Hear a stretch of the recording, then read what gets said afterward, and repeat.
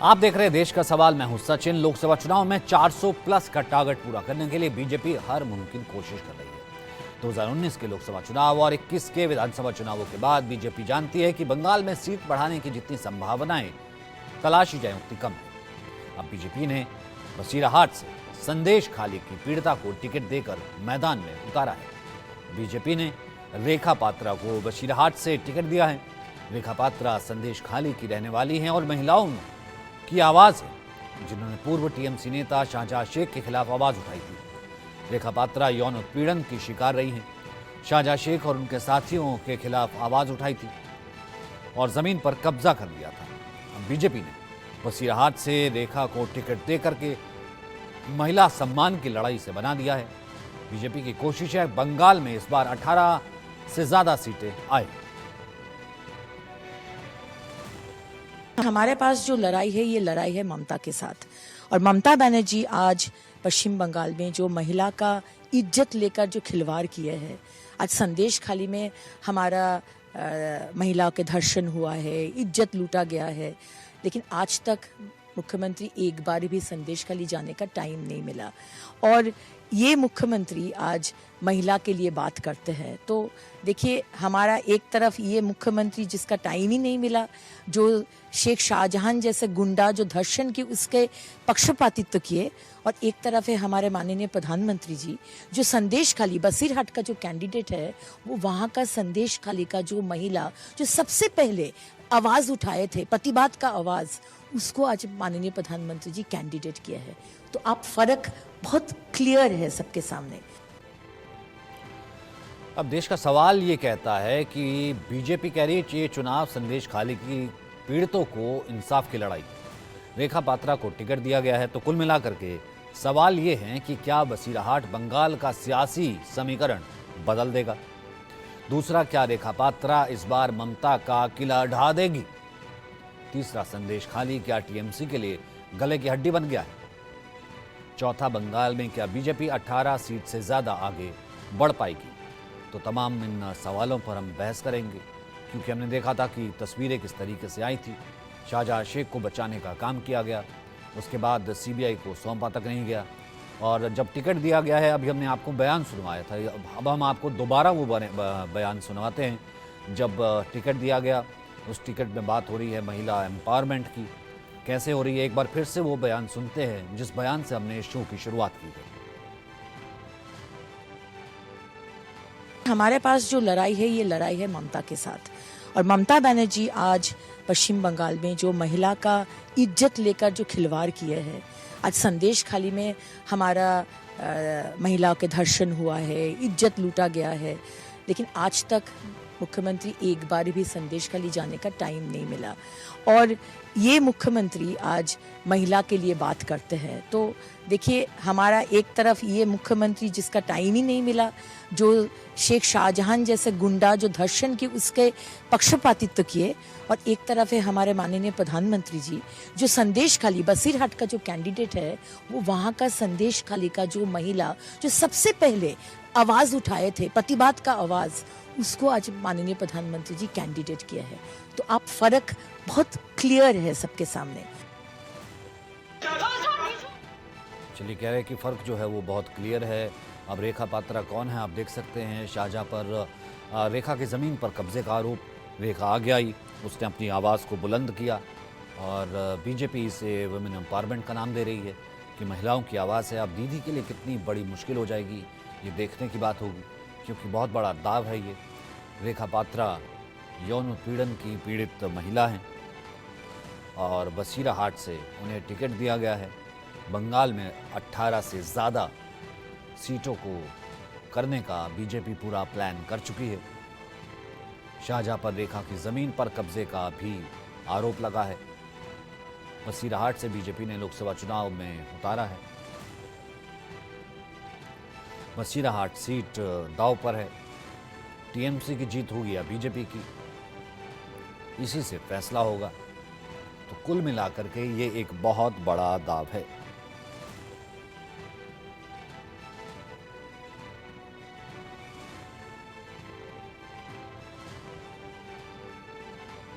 Are के मिश्रा हमारे साथ जुड़ेंगे, बीजेपी के नेता। प्रांजल तिवारी हमारे साथ, कांग्रेस के प्रवक्ता जुड़ रहे हैं। हमारे साथ जे ए मंजरी हैं जो कि सीनियर जर्नलिस्ट हैं। एस के दत्ता हमारे साथ है, राजनीतिक विश्लेषक। दत्ता साहब, सबसे पहले आपसे शुरू करना चाहता हूं क्योंकि आप बंगाल की राजनीति के एक्सपर्ट हैं। तो इसे कितना बड़ा मास्टर स्ट्रोक आप ये कह सकते हैं कि उस पीड़ित का पीएम से मिलना, और पीएम से न केवल मिलना बल्कि मैं तो इस तरीके से कहता हूं कि एम्पावर करना, उसे आवाज दे देना, टिकट दे देना। सबसे पहले सबको होली की बहुत हार्दिक शुभकामनाएं और आपको भी हार्दिक शुभकामनाएं, और उम्मीद है कि ये होली नया साल में हर किसी के लिए मंगलमय हो। बात आती है कि ये पीड़ित महिला को जिस तरह से भारतीय जनता पार्टी ने टिकट दिया है, और खास करके संदेश खाली तो सुर्खियों में रहा है, और बंगाल में संदेश खाली तो पता नहीं किन किन जगहों पे और कहाँ पे संदेश खाली होता रहता है और संदेश खाली हो रहा है। पर मैं समझता हूँ कि ये माननीय प्रधानमंत्री जी के नेतृत्व में ही ऐसे कदम उठा सकते हैं कि पीड़ित महिला जो कहीं ना कहीं पे आपके शाहजहां शेख और उसके गुंडों के एक तरह से शिकार रहे हैं और सेक्सुअल हैरासमेंट के पीड़िता रही हैं, उनको एक लोकसभा की टिकट दे देना और उसके साथ साथ बशीरहाट क्षेत्र से चुनाव का टिकट देके और चुनाव लड़वाना, ये अपने आप में बहुत बड़ी बात है और बहुत महत्वपूर्ण बात है। और मेरा मानना है कि दूसरे पार्टियों को भी माननीय प्रधानमंत्री जी से प्रेरणा लेने की आवश्यकता है और ऐसे कदम उठाने की ज़रूरत है। दुर्भाग्यपूर्ण कहना पड़ता है कि कांग्रेस पार्टी और वाम फ्रंट जो अक्सर कहीं ना कहीं पे महिलाओं के हितों की बात करते हैं, और खास करके वाम फ्रंट, वो जिस हिसाब से चुप्पी साधा था पूरे संदेश खाली वाला हादसा को लेके, और जिस तरह से केवल मॉरल लिप सर्विस के सिवा कुछ नहीं किया है, ऐसे पार्टियों को सीखने की आवश्यकता है। जो पार्टी ऐसे संगीन अपराधों के ऊपर भी केवल टीवी चैनलों के सामने आके बयानबाजी करते हैं और ठोस कदम नहीं उठाते हैं, मैं उनको भी कहीं ना कहीं पे महिला विरोधी मानता हूँ। और तृणमूल कांग्रेस के लिए तो ये बहुत बहुत खतरनाक परिस्थिति पैदा होगा, और खास करके तृणमूल कांग्रेस को ऐसे चीज़ों को डिफेंड करना बहुत मुश्किल हो जाएगा। मैं समझता हूँ कि बंगाल में जिस तरह की सिनारियो बनी है संदेश खाली के बाद, मैं हाल फिलहाल बंगाल होके भी आया हूँ, मैंने सुना है और मैंने देखा है कि लोग बहुत ज़्यादा उत्तेजित हैं और बहुत ज़्यादा आक्रोशित है तृणमूल कांग्रेस को लेके। दीदी एक महिला खुद है और बंगाल की मुख्यमंत्री है, और उनको जो ठोस कदम उठाने की आवश्यकता थी, संदेश खाली के महिलाओं को कहीं ना कहीं पे एक आश्वासित करने की जरूरत थी, उन्होंने वो किया नहीं है, और मजबूरी में बाद में जाके शाहजहां शेख और इनको सौंपना पड़ा आपके सीबीआई के पास, जब कलकत्ता हाई कोर्ट से फटकार लगातार लगा। मेरा मानना है कि 2024 के चुनाव में तृणमूल कांग्रेस को शायद बहुत बड़े पैमाने पे खामियाजा भुगतना पड़ेगा।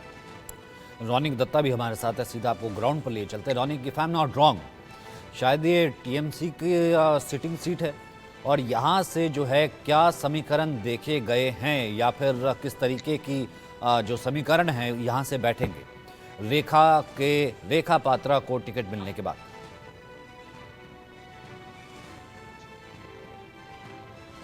रोनिक बोलिए। रोनिक दत्ता, आवाज आ रही है तो बोलिए आप। पार्थ, मुझे सोशल मीडिया प्लेटफॉर्म्स पे डालना है, भेज दीजिए। एकदम, देखिए टीएमसी के लिए ये एक बड़ा चैलेंज हो गया बोल सकते हैं संदेश खाली में।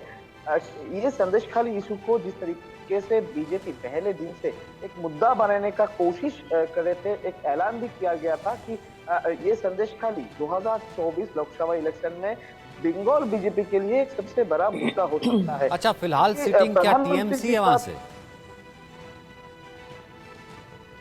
एकदम, देखिए टीएमसी का उस जगह से नूरुल इस्लाम जो कैंडिडेट है बशीरहाट लोकसभा क्षेत्र में, ये नूरुल इस्लाम भी बहुत पुराने जमाने का ये टीएमसी का राजनीति में शामिल है।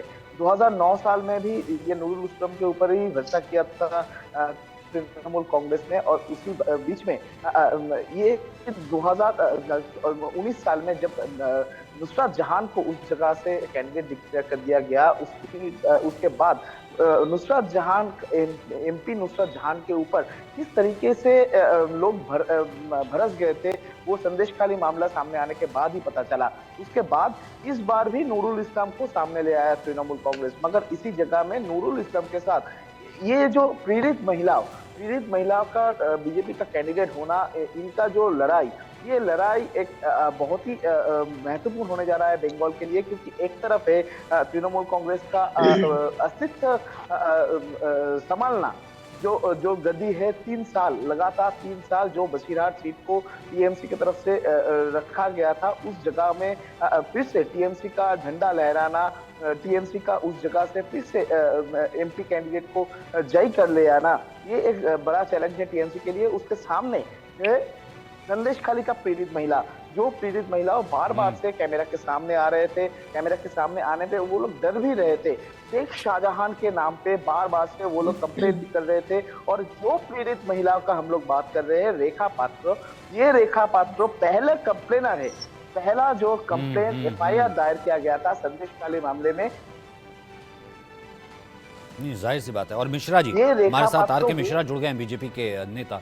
मिश्रा जी, कुछ लोग कह रहे हैं ये आपदा में अवसर तलाशने की बात है, ये अपॉर्चुनिटी जो है तलाशी गई है, वो पीड़ित थी, सामने आने तक ठीक था, लेकिन अब आप उसे कैंडिडेचर बना रहे हैं। और सचिन जी देखिए, यहाँ पर जैसे विपक्षी दलों का कहना होता है जो कि आपदा में हम अवसर ढूंढते हैं, ये कभी ऐसा होता नहीं है, बल्कि हम उस विषय को खास करके हम उस विषय को तवज्जो देते हैं, उस व्यक्ति को तवज्जो देते हैं जहां पर हमने देखा है, चाहे वो प्रदेश सरकार हो, जहां पर भी उनको दबाने का प्रयास किया जा रहा है, किसी भी व्यक्ति को अगर दबाने का प्रयास किया जा रहा है तो हम उसके ऊपर विशेष तरीके से ध्यान देते हैं। ये आपदा में अवसर वाली बात नहीं है, क्योंकि संदेश खाली कोई अवसर नहीं है सचिन जी। ऐसे अनेक घटनाएं, जैसे आप राजस्थान में जब हम देखते थे, जो कि जिस तरह से जब कांग्रेस की सरकार थी उस समय में बच्चियों के साथ जिस तरह से दुर्व्यवहार होता है और उसके बाद भट्टियों में झोंक दिया जाता है, ये मानवता का कौन सा हद है, मुझे समझ में नहीं आ रहा है। आज अगर ममता बनर्जी अगर संदेश खाली के ऊपर में उसका जो एक्यूज्ड है वो 56 दिन 55 दिन तक फरार रहता है, मुझे तो लगता है जो कम से कम संवेदनशीलता तो दिखानी चाहिए। आज हमने रेखा पात्रा जी को उस अधिकार को देने का प्रयास किया है, उनको विशेष तरीके से जहां पर उनको पीड़िता की तरह देखा जा रहा था। मैं कह रहा हूं ऐसे व्यक्ति को, ऐसे नारी शक्ति को समाज में ऊपर लेकर के आना चाहिए, जो कम से कम ममता जी को आईना दिखाने का प्रयास करे। निश्चित तौर पर संदेश खाली या अन्य कोई भी घटना इस देश के अंदर में बर्दाश्त के बाहर होती है। जब सीमित आप देखेंगे, जो कोई भी चीज अगर आप अनलिमिटेड करने लगते हैं, तो आज खास करके पश्चिम बंगाल के अंदर में यही चीज हो रहा है। आप देखेंगे जिस तरह से तुष्टीकरण की राजनीति, अरे भाई आप राजनीति करिए, तो सचिन जी किसी ने मना नहीं किया है, आप राजनीति करिए, लेकिन राजनीति उस विषय पर करिए जो कम से कम आप मानवता को संसार करने का प्रयास न करें। इस तरह की जो बातें होती है, चाहे संदेश खाली या आप देखेंगे जो कोई भी पश्चिम बंगाल की कोई भी ऐसी घटना जहां पर नारी शक्ति का अपमान होता है या महिलाओं के साथ दुर्व्यवहार होता है और अपने ही नेता के ऊपर में आप 55 दिन के बाद गिरफ्तारी, उसमें भी कोर्ट को इंटरवीन करना पड़ रहा है और सीबीआई को आप हैंडओवर नहीं कर रहे हैं, क्योंकि वहां की जो पुलिस है वो कहीं ना कहीं राज्य सरकार की तरह काम करती है।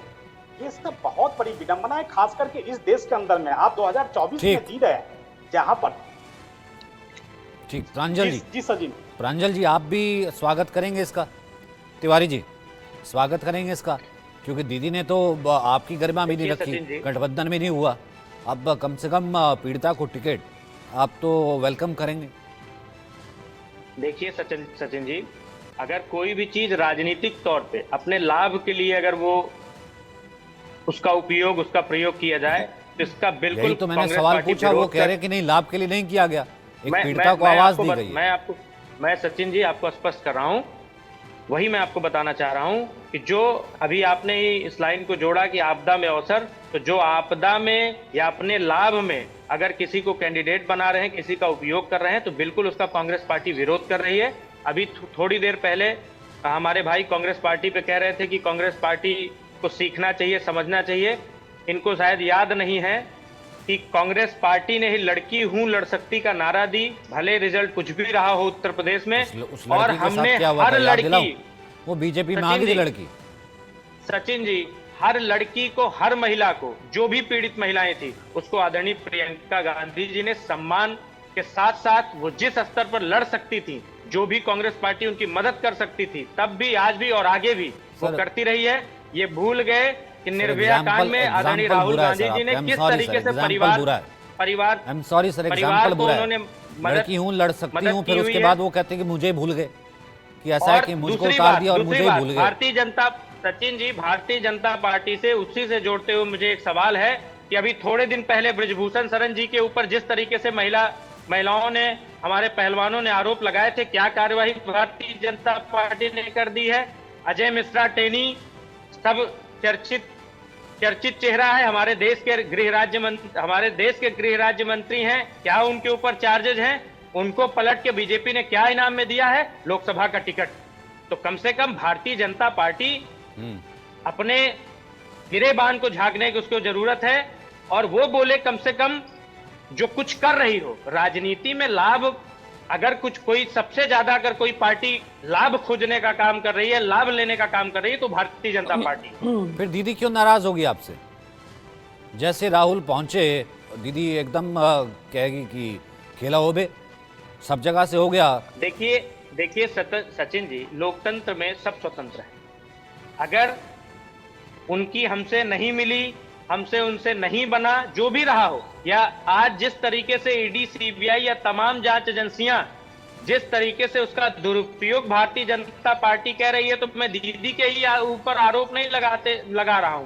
हो सकता है उनकी मजबूरियां रही हो, इंडिया गठबंधन के जो संयोजक रहे हों, जिन्होंने इसकी नींव रखी हो, श्री बिहार के मुख्यमंत्री श्री नीतीश कुमार जी, क्या उनको आन पान पड़ी कि 2 दिन 3 दिन के अंदर वो अलायंस से बाहर हो जाते हैं? मैं ममता का मैं पूछ तो रहा ये कहता हूँ कि शायद उनको जान तक की बाजी ना उनके ऊपर भारतीय जनता पार्टी लगा के बैठी है। तो मेरा आरोप है भारतीय जनता पार्टी से। तिवारी जी, मैं ममता का पूछ रहा हूं। बिल्कुल, मैं वही बता रहा हूं आपको सचिन जी, मैं उसी से जोड़ते हुए बता रहा हूं कि जिस तरीके से ईडी, सीबीआई, तमाम ऐसी जांच एजेंसियां भारतीय जनता पार्टी की पार्टी बनकर काम कर रही हैं, तो कुछ भी संभव है। दूसरी बात, अगर स्वतंत्र लोकतंत्र में सबको स्वतंत्रता का अधिकार है, अगर दीदी को लगता है कि वो स्वयं लड़के जीत सकती हैं, स्वयं लड़ सकती हैं, तो लड़ें, हमें उस पे कोई आपत्ति नहीं है, बिल्कुल। लेकिन उसके साथ साथ मैं इसको जरूर जोड़ देना चाहता हूं कि कुछ ना कुछ मजबूरियां जरूर रही होंगी, क्योंकि भारतीय जनता पार्टी जिस तरीके से लोकतंत्र को कुचलने का काम, लोकतंत्र को तोड़ने का काम जिस तरीके से कर रही है, उसमें यह सब संभव है जो नहीं होना चाहिए। ठीक है जिया जी, आपका आंकलन क्या कहता है कि अपॉर्चुनिटी है या फिर सच में एक तरीके का मास्टर स्ट्रोक है? देखिए, डेफिनेटली मास्टर स्ट्रोक, और इससे फायदा भी मिलेगा पार्टी को। अगर हम भूतकाल में जाते हैं, ठीक है, तो आपको मालूम है बैंडेड क्वीन, वो भी बाद में पॉलिटिक्स में आई थी, उनके साथ क्या हुआ था, किस प्रकार से हुआ था, ये केस भी सिमिलरली वैसा ही है ऑलमोस्ट। हाँ ठीक है, वहाँ उन्होंने कत्ल किया था, यहाँ पे इनके साथ बुरा हुआ, ये विक्टिम थी। बट आप ये समझिए कि ये जो बात बोली जा रही है कि राजनीतिक बेनिफिट के लिए अगर किसी को कोई ऐसा एम्पावरमेंट दिया जा रहा है किसी महिला को, तो ये गलत है। मैं कहती हूँ क्यों नहीं देना चाहिए एम्पावरमेंट महिला को?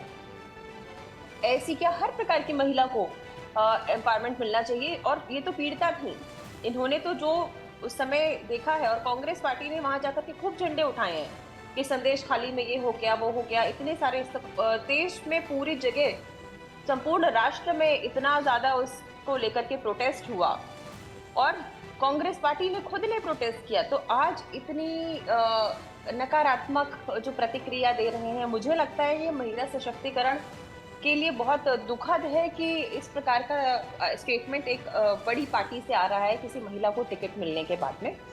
दूसरी बात पे मैं आती हूँ कि देखिए, दीदी पहले से काफ़ी विचलित है, और ममता बनर्जी का जो ट्रैक रिकॉर्ड रहा है, कहीं ना कहीं बंगाल की जनता भी ये समझ रही है कि बंगाल की जनता पिछड़ रही है डेवलपमेंट में। वहाँ पे किसी भी प्रकार की इंडस्ट्रीज जो आती हैं उनको फ्लरिश नहीं होने देती हैं ममता जी। दूसरी बात कि ममता जी जिस प्रकार से घुसपैठियों को आने दे रही हैं, जिस प्रकार से वेस्ट बंगाल से घुसपैठी पूरे देश में फैल रहे हैं, ये भी एक बहुत बड़ी चिंता का विषय है। जो डेमोग्राफिक चेंजेस हो रहे हैं पूरे देश में, उसमें बहुत बड़ा हाथ वेस्ट बंगाल के बॉर्डर्स का भी है। तो कहीं ना कहीं मुझे ऐसा लगता है कि ममता बनर्जी इस बार थोड़ा सा घबराई हुई है, तभी वो अचानक से उनको चोट लग जाती है, कभी उनको कुछ हो जाता है। तो आप देखें कि ये जो बीजेपी ने किया है, मुझे लगता है कि पीड़िता को टिकट दे करके डेफिनेटली बहुत अच्छा मास्टर स्ट्रोक भी है और एक बहुत अच्छी पहल भी है कि जहां महिलाओं को कहीं ना कहीं भारतीय जनता पार्टी ये प्रयास कर रही है कि अपने 33% बिल के पास होने और लागू होने से पहले ही वो कहीं ना कहीं अपनी सीटों में महिलाओं की जो है आपूर्ति वो पूरी करे, अधिक से अधिक महिलाओं को जगह दे। तो मुझे लगता है कि ये बहुत बढ़िया पहल है।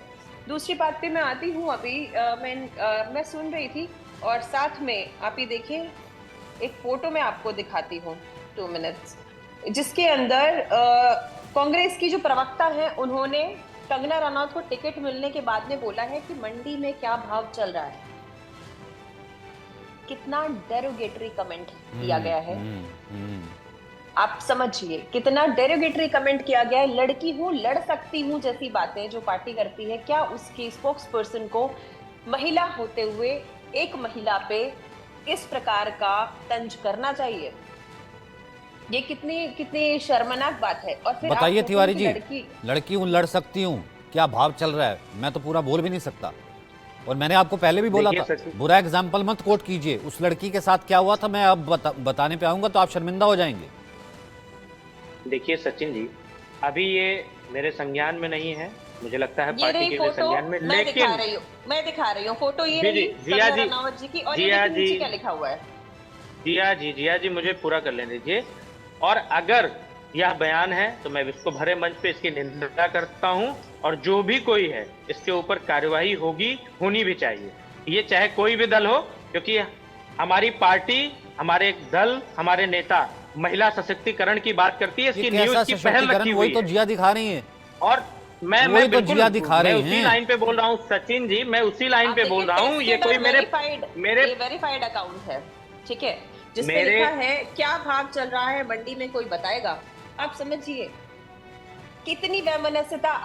मैं ये कहती हूँ कि राजनीतिक वैमनस्यता होती है, राजनीतिक कंपटीशन होता है, लेकिन एक महिला के द्वारा एक महिला पे ऐसा तंज करना, लड़की हूँ, लड़ सकती हूँ को बिल्कुल ही बेदखल कर देता है, बिल्कुल ही खोखला दिखा देता है कि जो पार्टी लड़की हूँ, लड़ सकती हूँ की बात करती है, वो पार्टी की महिलाओं के अंदर ही इतनी सहिष्णुता नहीं है कि उनके प्रतिद्वंदी या फिर उनके प्रतिद्वंदी दलों की जो महिलाएं हैं उनको किस सम्मान से या कम से कम समन्वयक सम्मान से वो बात करें उनके लिए।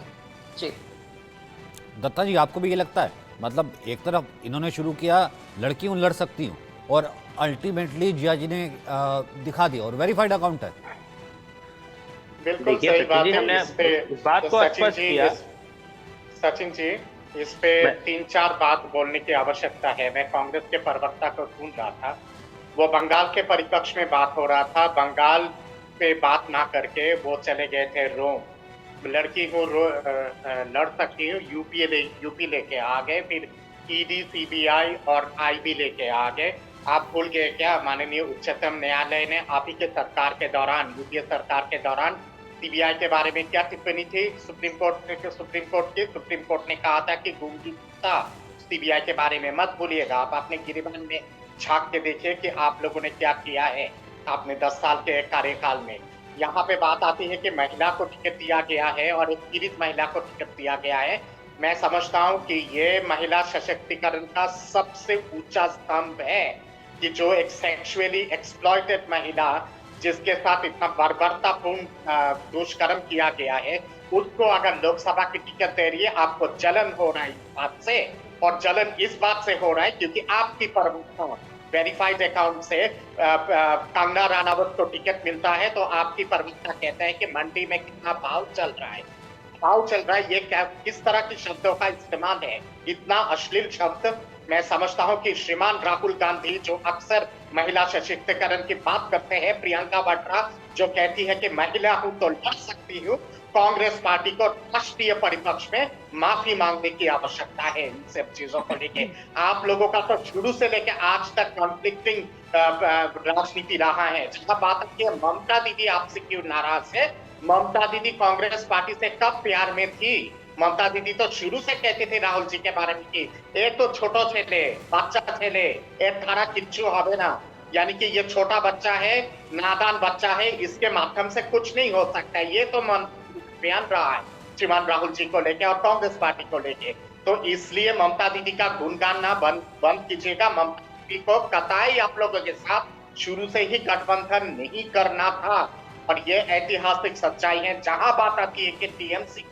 टीएमसी को कितना नुकसान होगा, कितना फायदा होगा, मैं समझता हूं कि टीएमसी को नुकसान ही नुकसान होगा। और दीदी की तो कहीं ना कहीं पे नीति रही है, जब भी कोई सामूहिक बलात्कार हुआ है भोपाल में या फिर कोई बलात्कार हुआ है, सेक्सुअल हैरेसमेंट या फिर एक्सप्लॉयटेशन हुआ है, दीदी ने अक्सर एक सिंगल लाइनर बोल के पल्ला झाड़ ली, अरे ये तो चरित्रहीन महिला, ये महिला जो है। अच्छा एक बात बताइए, फिर उसके बाद तिवारी जी पे जाता हूँ। अच्छा एक बात बताइए, फिर तिवारी जी पे जाता हूँ, फिर उसके बाद मिश्रा जी। मतलब शहजाद शेख को बचाने की क्या मजबूरी? मतलब एक बांग्लादेशी छुटभैया आया, गैंगवार बना और कितने उसके शाहजहां, हाँ पहले कि शहजाद है, फिर वो शाहजहां, वो खुद को राजा महाराजा कहलाने लगा। मतलब उसको बचाने की दीदी की मजबूरी? ऐसा क्या राज छिपा था, या फिर वो जैसे वो तोते में जान अटकी होती है? सचिन जी एक बार कुछ बोलना चाहूंगी। सचिन जी एक सेकंड सचिन जी, यहाँ पे बात यह है कि ममता दीदी की तो नीति रही है अब आपके रोहिंग्यास को लेके और माइनॉरिटी कम्युनिटी को लेके। दीदी ने तो ऑन एयर बोली है कि तेरा तो हमारा दूधेल गाय, यानी कि दूध देने वाली गाय है। तो दूध देने वाली गाय के लिए तो दीदी का पूरा कार्यकाल ही दूध देने वाली गाय के लिए रहा है।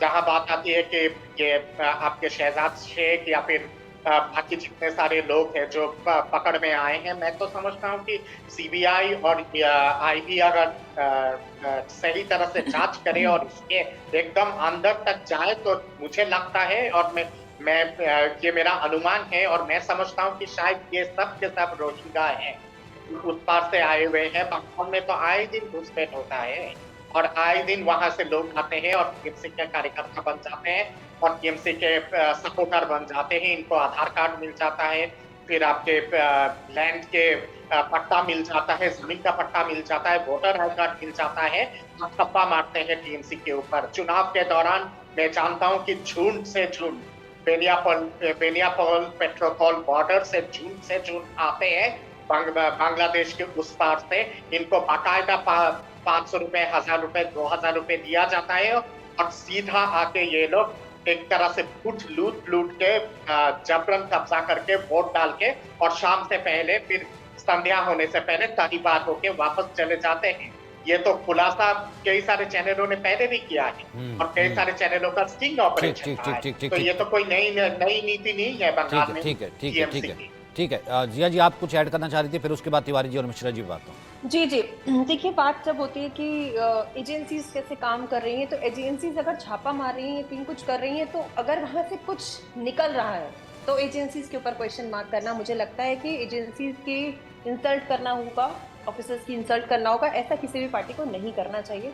दूसरी बात मैं बताऊंगी कि जैसे आपने बोला कि अभी ममता बनर्जी क्यों वहाँ पे ऐसे कैंडिडेट को बचाने का प्रयास कर रही हैं, तो ऑफ कोर्स डेमोग्राफिक चेंजेस जो है, देखिए शाहीन बाग में जो दंगे हुए थे उसमें आम आदमी पार्टी के जो कैंडिडेट थे, इनका नाम है, क्या नाम है इनका, जस्ट अ सेकेंड, तो अमानतुल्लाह खान, ठीक है। तो अब वो भी यही कर रहे थे, क्या कर रहे थे कि बांग्लादेशी को ला करके उनके आधार कार्ड बनवा करके वोटर्स कैसे जनरेट करने हैं।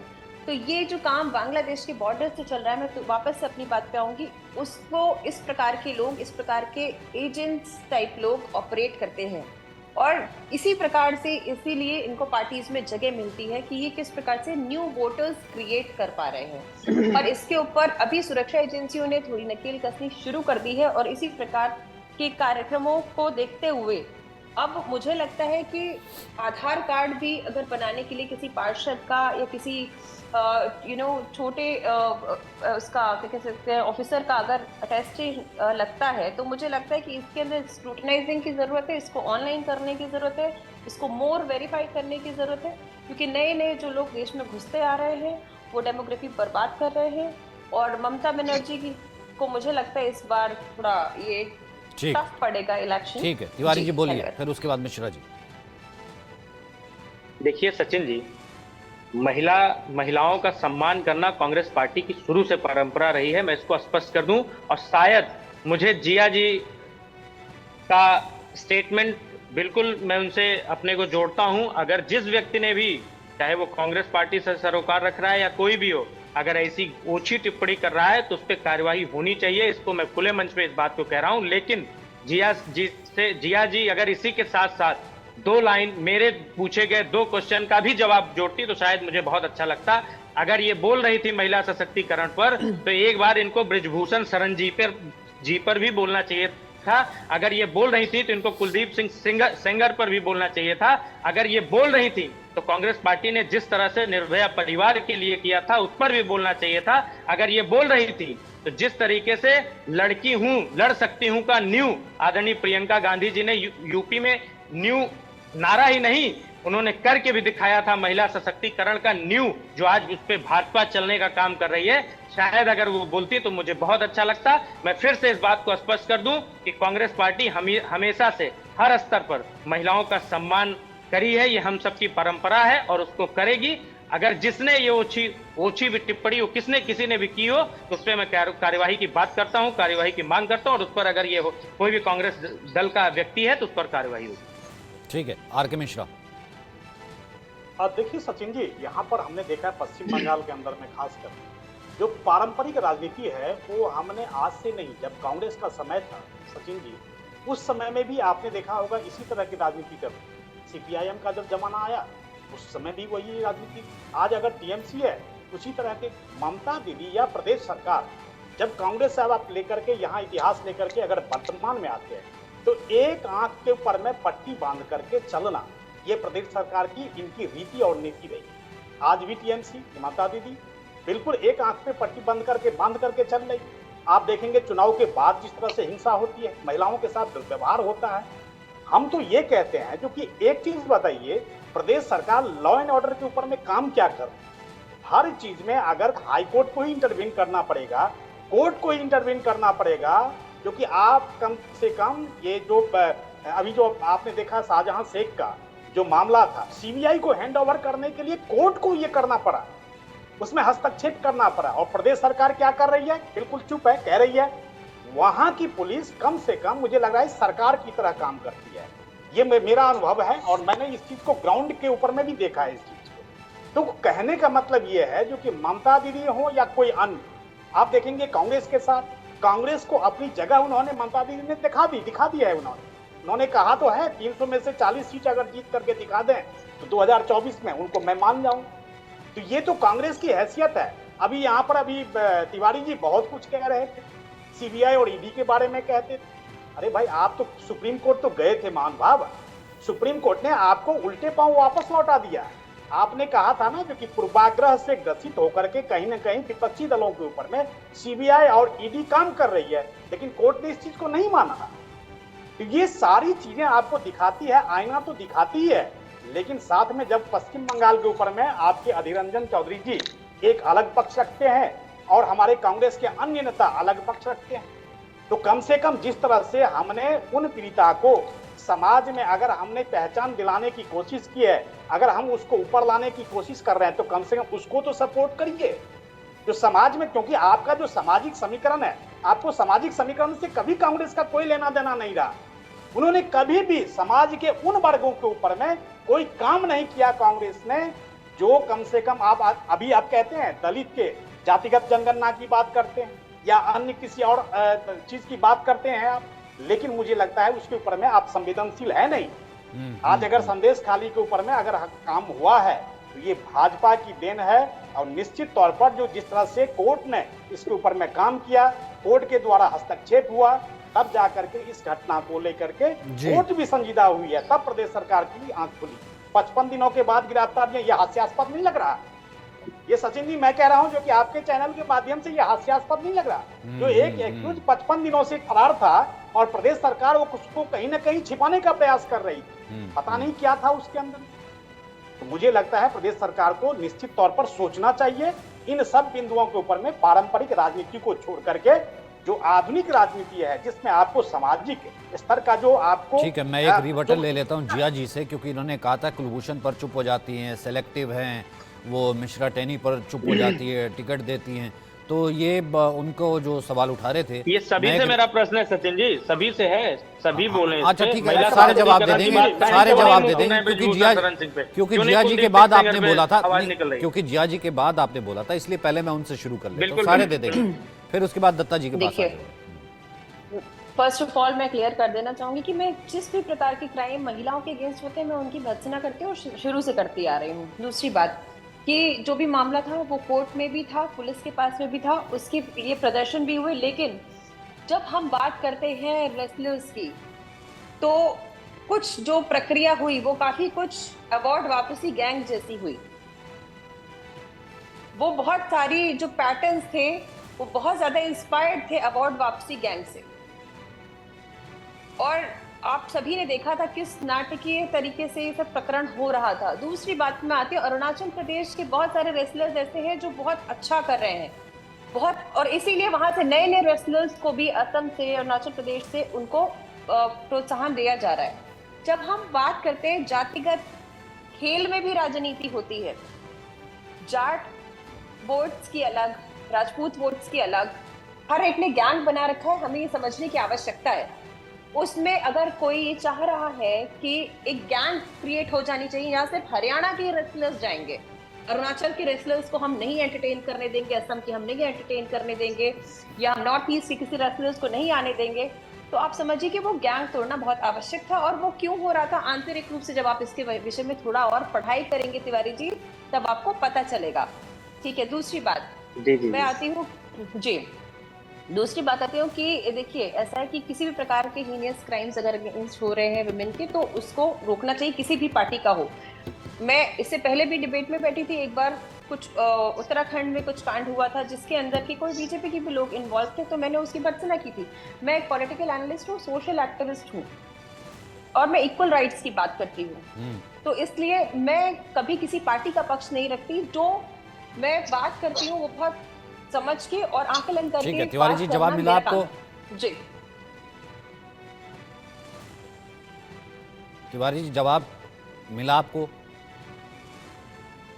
कुलदीप सिंह सेंगर, निर्भया, कहाँ जवाब मिल रहा है? बड़ी मेहनत करके जिया जी ने कुछ तो बोला ही जरूर, मैं ये नहीं कहूंगा कि उन्होंने नहीं बोला है, और निश्चित मैं इसकी अपेक्षा भी करता हूं, कोई भी दल हो महिला सशक्तिकरण की बात करनी चाहिए, तो वो कांग्रेस को बचा रही थी पार्टी हमेशा महिला सशक्तिकरण की बात करती है। प्रांजल जी एक प्रश्न और है आपसे, प्रांजल जी एक प्रश्न और है। बिल्कुल। आजादी के बाद इतने वर्ष जितनी भी पार्टियां रहीं सत्ता में, तब 50 में 33% भी नहीं, मैं तो 50% आरक्षण की बात करती हूँ। महिला की आधी आबादी है ना, महिला आधी आबादी को आधा अधिकार मिलना चाहिए कि नहीं मिलना चाहिए? बिल्कुल मिलना चाहिए, संसद मिलना चाहिए।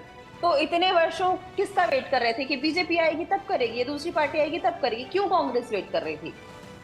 आखिर कांग्रेस ने इंदिरा गांधी जी को प्राइम मिनिस्टर बनाया है ना, तो आप ये समझिए ना कि क्यों इतने साल इतने वर्ष वेट किया गया कि महिलाओं को भी संसद में आने का इतना अधिकार हो कि बराबरी से महिलाएं आ सके। आप ये मानिए कि कहीं ना कहीं विपक्ष ने अच्छे से काम नहीं किया, इसीलिए आज पक्ष में कहीं ना कहीं लोग दूसरी सत्ता वाले बैठे। अगर आप मैं आ रहा हूं दत्ता जी आपके पास, लेकिन उससे पहले तिवारी जी जवाब दीजिए। इग्नोर नहीं करते 80% आबादी हिंदुओं की और उनके राइट्स की, तो आज ये आप ये प्रॉब्लम्स नहीं फेस कर रहे थे। अगर आप अवॉइड नहीं करते राइट्स ऑफ विमेन राइट्स की, तो फिर आप ये स्थितियां नहीं फेस कर रहे होते। और आज भी एक स्ट्रॉन्ग विपक्ष बन करके मुझे लगता है कि आप लोग आज भी पीआर कर देते हैं। देखिए ना, जिस प्रकार से ये इस प्रकार का कमेंट दे दिया गया कंगना रनौत जी के लिए, कितना घातक काम किया गया है आपकी स्वयं पार्टी के मेंबर के द्वारा आपके लिए। तो मुझे लगता है कि आप लोगों को एक बार दोबारा से चलिए पहले दत्ता जी इस से पे बात काम कर करना लेते हैं, पड़ेगा। फिर तिवारी जी पे आ जाते हैं। बोलिए दत्ता जी, यू हैव अ पॉइंट। देखिए, जहाँ सिंगर की बात आती है या फिर कुलभूषण की बात आती है, मैंने कुलभूषण को लेके तब भी मैंने बहुत ही जोर शोर से मैंने खंडन किया था। सिंगर के जब मुद्दा आया था तब भी मैंने खंडन किया था, आज भी मैं खंडन करता हूँ और मैं समझता हूँ कि ऐसे लोगों को कठोर से कठोर सजा मिलने की आवश्यकता है अगर वो लोग जांच के माध्यम से अगर दोषी पाए जाते हैं।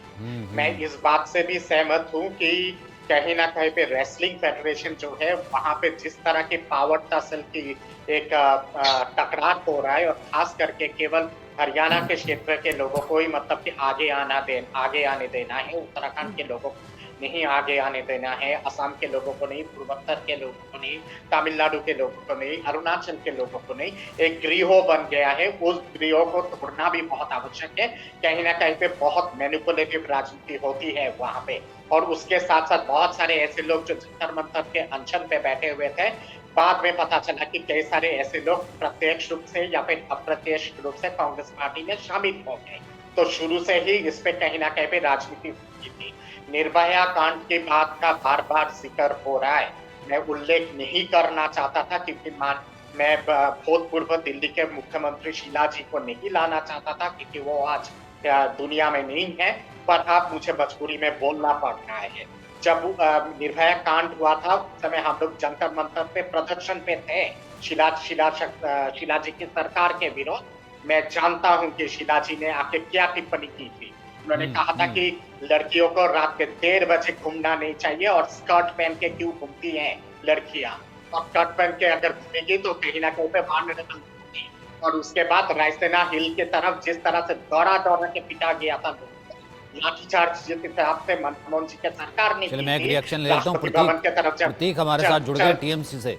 प्रतीक, मतलब आपके राज्य में महिलाओं का ये हाल होगा, यौन उत्पीड़न होगा और उनकी आवाज नहीं आएगी और बचाया जाएगा उसको जिसने किया, अब उसे टिकट मिली है। मेरे ख्याल से पर्सनल तौर पर तो आप महिलाओं का सम्मान करते होंगे, तो खुश तो होंगे आज। नहीं, एक्चुअली देखिए मेरा हमारे राज्य में तो हम बोले तो हमारे राज्य में महिला बहुत सेफ्टी है। कैसे सेफ्टी है? कैसे सेफ्टी? इसका वीडियो देखा नहीं था रेखा पात्रा का? अरे महानुभाव, क्या बात कर रहे हैं आप? बात करने के लिए जो भी वीडियो था हमने देखा, लेकिन वीडियो एक एलिगेशन वो शाहजहां शेख की कह रहे हैं सेफ्टी है। नहीं, शाहजहां शेख से कौन है? हमारे शाहजहां शेख से कोई लेन देन भी नहीं है। वो बांग्लादेशी बचा के रखा है जो। वो कहाँ पे रखा है मुझे पता नहीं। पहले शाहजहां शेख सीपीएम में थे, मेरी बात सुनिए। अब तो टीएमसी में कैसे आ गए थे? टीएमसी में कैसे आ गए थे? और संरक्षण कैसे देके रखे थे 55 दिन तक? टीएमसी कैसे रखे थे? शाहजहां को लाया था, शाहजहां को मैंने इनकार नहीं कर रहा हूँ। नहीं तो क्यों लाया गया था? क्यों लाया गया था? और जब तक सीबीआई ने जब तक पूरा जांच नहीं किया है और सीबीआई को जब सौंपा नहीं गया, तब तक तो वो कहीं ना कहीं पे आपकी पार्टी का सदस्य था, निष्कासित नहीं हुआ था वो। देखिए सर, ये कोई भी डेमोक्रेसी कंट्री है, ये पे कोई भी आ सकता है।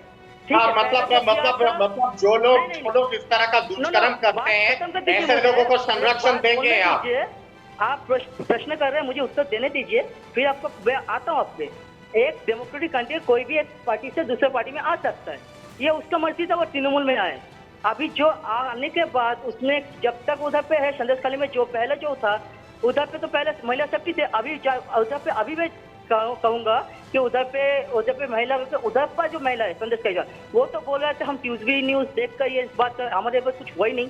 हाँ, आप बताइए, टीवी न्यूज पे बात कर उधर के इंसान जो संदेशखाली में रहता है, वो लोग बोल रहे हैं कि टीवी न्यूज देख कर हम बात कर रहे हैं।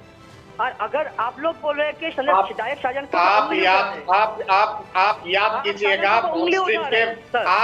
कीजिएगा पार्क स्ट्रीट के महिला के साथ जब बलात्कार हुआ था रात के 1:30 बजे के आसपास, ममता दीदी की क्या टिप्पणी थी? तो चरित्रहीन महिला, नो जो ये दीदी ने बोली थी ना ये बात। आपके बात समझ अगर मैं पकड़ भी लूं, तो अगर जो महिला का बलात्कार हुआ था उस पर रेस्पेक्ट दे के मैं बात कर रहा हूँ, क्योंकि वो महिला है और हर महिला को हम। अरे क्या बात कर रहे हैं? बलात्कार हुआ था, मैं उसको रिस्पेक्ट दे रहा हूँ।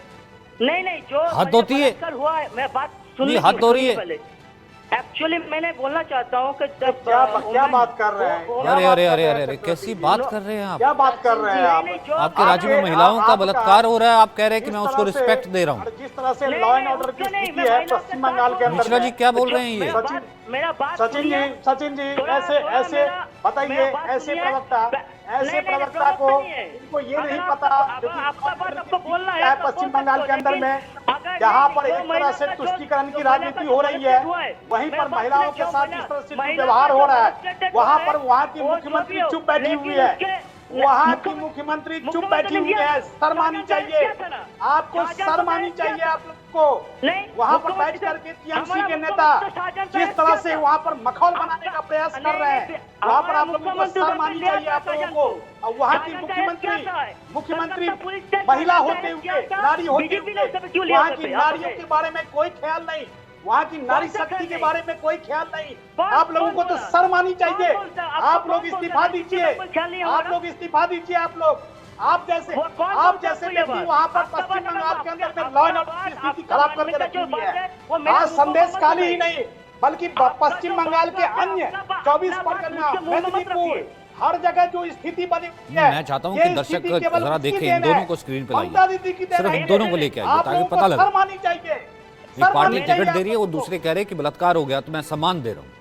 नहीं, मैंने वो नहीं बोला, मैंने बोला दोनों को लाइए राजनीति में दुर्भाग्य है, दुर्भाग्य है आप लोग, दुर्भाग्य है आप लोगों को कैसे पश्चिम बंगाल की जनता कैसे चुन करके भेजती है। आप लोगों के लिए बड़ा ही शर्म की बात है। अरे शर्म करिए आप लोग शर्म करिए। आप लोगों को पश्चिम बंगाल की जनता 2024 में बिल्कुल दिखाएगी। 2019 के अंदर में भी आपका वोट प्रतिशत 45% था, भाजपा का 40% था। इस बार आपकी जनता बिल्कुल सबक सिखाएगी।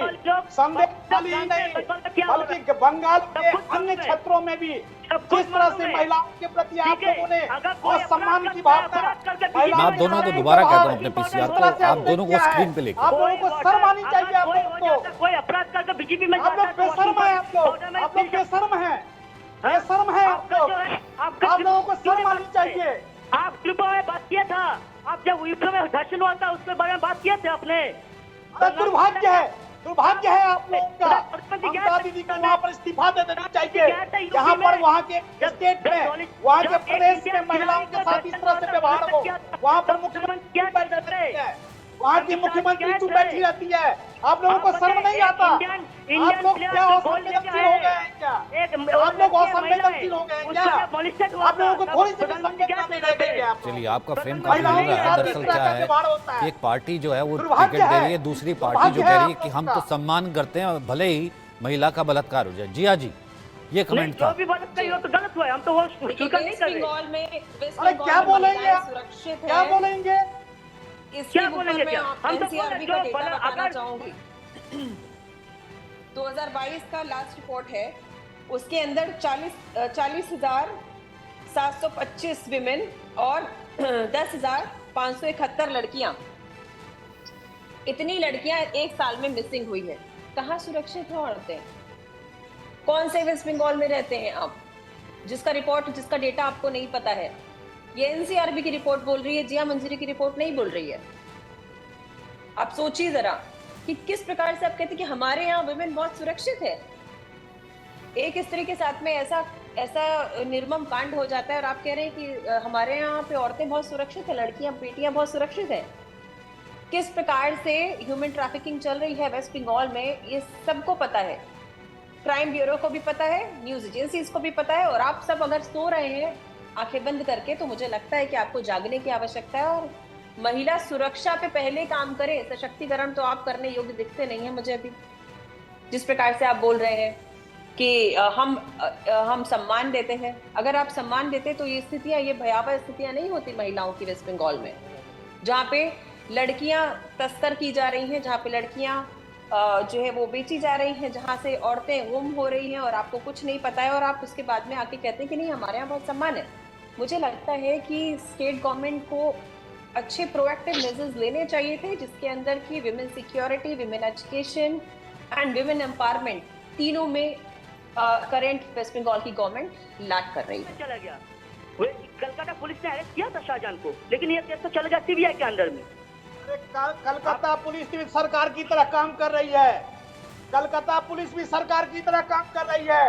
तो आप लोग देख क्या रहे हैं प्रदेश के अंदर में? संदेश खाली में मुझे याद है, संदेश खाली में कुछ दिन पूर्व में आप लोगों का देना काम है, भयमुक्त माहौल आप लोगों का देना एक काम है। पत्रकार महोदय प्रदेश की सरकार ने आप बात की कुंडली एक पत्रकार महोदय को हाथ पैर से पकड़ के सुरक्षा कहीं पर नहीं है। पुलिस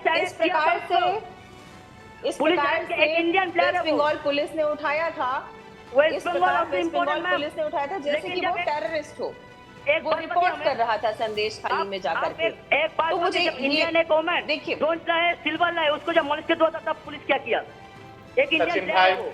सर आप इंडियन अपने प्लेयर पुलिस है का वो। ही कच्चा चिट्ठा बता दीजिए ना। सचिन दत्ता जी भाई, के पास पूरी एफआईआर है, पूरी चार्जशीट है, बताइए दत्ता जी। कौन सा ऐड तो नहीं है, हम लोग तो नहीं देखा सचिन इसको। भाई एक सेकंड सचिन भाई, जहाँ बात आती है बंगाल पुलिस की या फिर कलकत्ता पुलिस की, बंगाल पुलिस कलकत्ता पुलिस तो टीएमसी के कार्यकर्ता की तरह काम करते हैं। ये मैं नहीं कह रहा हूँ, ये कलकत्ता हाईकोर्ट की ऑब्जर्वेशन है। कलकत्ता हाईकोर्ट ने एक बार नहीं कई बार कहा है कि वहाँ के जो पुलिस है वो निष्पक्ष नहीं है, वहाँ के पुलिस कहीं ना कहीं पे सरकार के दबाव में काम करती है और लगता है कि जैसे कि उस रूलिंग पार्टी का हिस्सा है या फिर रूलिंग पार्टी के कार्यकर्ता है। संदेश खाली पे शाहजहां शेख की संदेश खाली में जहाँ शाहजहां शेख की जहाँ बात होती है 55 दिन लगता है पकड़ने में, 55 दिन लगता है। बंगाल पुलिस लगातार कहते आई है कि हमें तो पता ही नहीं है कि शाहजहां शेख है कहाँ, शाहजहां शेख का है। अंत में जब लगातार कलकत्ता हाईकोर्ट का जब फटकार लगा तो फिर कौन सा ब्लॉक से पकड़ा गया शाहजहां शेख? ऐसे ही ब्लॉक से पकड़ा गया जहाँ पे संदेश खाली है, संदेश खाली के अंदर ही छुपा हुआ तमाम जितने सारे पीड़ित महिलाएं हैं वो लगातार कह रही थी ऑन एयर कि हमें कानून अपने हाथ पे दे दीजिए, हम लोग 10 मिनट के अंदर शाहजहां शेख को पकड़ के पेश कर देंगे कलकत्ता हाईकोर्ट पे।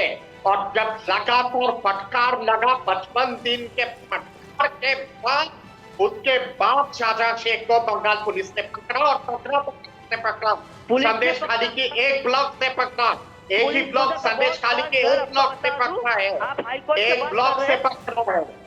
मेरा बात है, आप हाईकोर्ट का बात करें। हाईकोर्ट का बात जो आपने बोला वो आपके हाईकोर्ट वाला बात है, हम कुछ नहीं बोलेंगे, वो तो हाईकोर्ट है।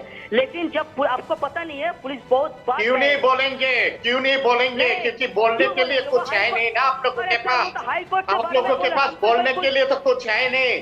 शुरू से लेके अभी तक कलकत्ता हाईकोर्ट ने लगातार आपके कुशासन के ऊपर इतना प्रहार किया है, इतना प्रहार किया है। कलकत्ता हाईकोर्ट ने एक बार नहीं लगातार किया है, लगातार किया है। सुप्रीम कोर्ट में ही तो किया था ना, बार किया। सुप्रीम कोर्ट ने तो बंगाल जब घाव करके जब जल रही थी, जब इलेक्शन के बाद सुप्रीम कोर्ट ने तो धज्जियां उड़ा दी थी बंगाल सरकार की। सुप्रीम कोर्ट ने तो धज्जियां उड़ा दी है बंगाल सरकार की, एक बार नहीं कई बार। आपको तो भगा दिया था सुप्रीम कोर्ट ने, भगा दिया था अटॉर्नी जनरल को, कलकत्ता सरकार के अटॉर्नी जनरल को सुप्रीम कोर्ट ने भगा दिया था, कोर्ट से बाहर कर दिया था। क्या बात करते हैं आप? हमारे इधर पे मुझे और किन का नाम लूं, किन का मैं नाम लूं? केवल संदेश खाली क्या, केवल संदेश खाली? बंगाल के कोने कोने में संदेश खाली हो रहा है, कोने कोने में, 1 दिन में 2 दिन में 5 दिन में बंगाल के कोने कोने पे संदेश खाली हो रहा है। तपस्वी घोष आप भूल गए? तपस्वी घोष आप भूल गए क्या? या फिर वो महिला पार्क स्ट्रीट पे जब वो खाना खा के निकल रही थी और सामूहिक बलात्कार हुआ था, दीदी ने आके बोली थी कि ये तो चरित्रहीन महिला है। हेलो सर अब आवाज नहीं पहुंचेगी। लास्ट कमेंट जिया जी, कंक्लूडिंग कमेंट। अभी आगे जी देखिए, ऐसा है कि जिस प्रकार का कह दीजिए छवि रही है ममता बनर्जी की, वो कभी भी कुछ भी बयानबाजी करने से पहले सोचती नहीं है। बहुत ही भड़काऊ बयान करती है, बहुत आपत्तिजनक बयान करती है महिलाओं के लिए, महिला होते हुए। जैसे कि अभी कांग्रेस की एक प्रवक्ता ने भी किया। तो मुझे ये समझने की आवश्यकता है और आप सबको भी सोचने की आवश्यकता है और जितने भी व्यूअर्स हैं उनको भी सोचने की आवश्यकता है कि उस प्रकार की महिलाएं जो महिलाओं के प्रति सम्मान नहीं दिखाती हैं, हमें क्या ऐसी महिलाओं की आवश्यकता है या उनको अपनी गरिमा बना के रखनी चाहिए। दूसरी बात कि संदेश खाली में जो ये परिवर्तन आया है, ये बहुत अच्छा परिवर्तन है। मैं इसका हार्दिक स्वागत करती हूँ। जिस प्रकार से महिलाओं को बढ़ चढ़ स्वागत करके तो यहाँ जनता आगे करेगी, वो प्रोत्साहन मिल जनता रहा जिसने है। देखा है, जनता जिसने एट्रॉसिटी देखी है, जनता जिसने जुल्म देखा है, वो जनता जिसने देखा है कैसे घुसपैठियों को नागरिक बनाने का खेला चलाया जा रहा है। बहुत बहुत शुक्रिया आप सभी का मेरे साथ जुड़ने के